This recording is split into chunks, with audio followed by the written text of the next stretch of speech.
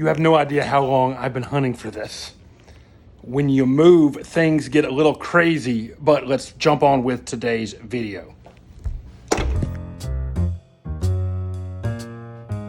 So I've been driving for a couple of hours, and I'm here at my favorite Airbnb in Baton Rouge, Louisiana. Every time I come to Baton Rouge, I try to stay here. Got the place myself for a few days before annual conference in Methodist World. That's our big yearly meeting where we get together to do business and ordain folks, all that sort of thing. But all that to say, I read the entirety of Job last night in like one sitting. I did the same thing I did with Leviticus. Wife went to bed, iPad, cigar, outside.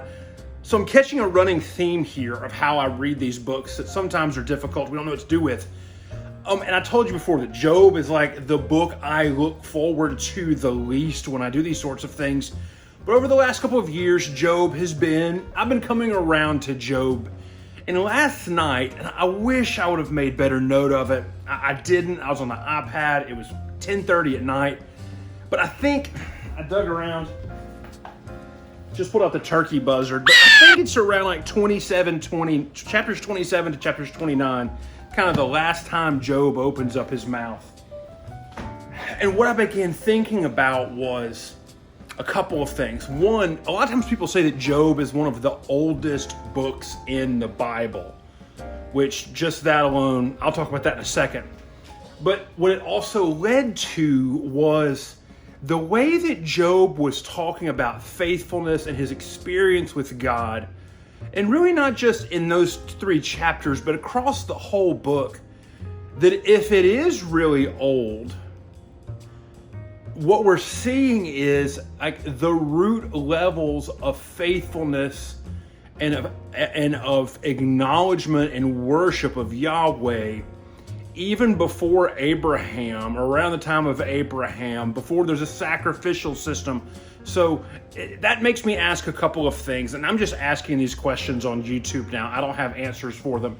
But what I loved about it was, just like I said, is root level, basic faithfulness. And to be completely honest with you, it was super normal and everyday and approachable. And we want to say, what does it look like to follow Jesus, to follow God? That did it. Like that did it. But then also the old piece and that piece put together. So it's just really interesting if you look like, what does it mean to have a personal relationship? Because that sacrificial system, it meant Levites and the temple and all of that kind of stuff. And if Job really is old, if the story's that old, like does it predate the patriarchs? Like I don't know these things. I probably feel like I should know these things, but I feel like these things are such in like conjecture land that it doesn't really matter that much. But what does it look like to read Job as this sort of pre-Israelite story of faithfulness and reaction of these people who are following God, who might be outside of the covenant people? I don't know.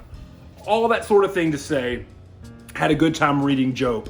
And I actually caught myself back up. I told y'all I wasn't going to read the Psalms, and I was a couple days behind, and I checked the Psalms on the app.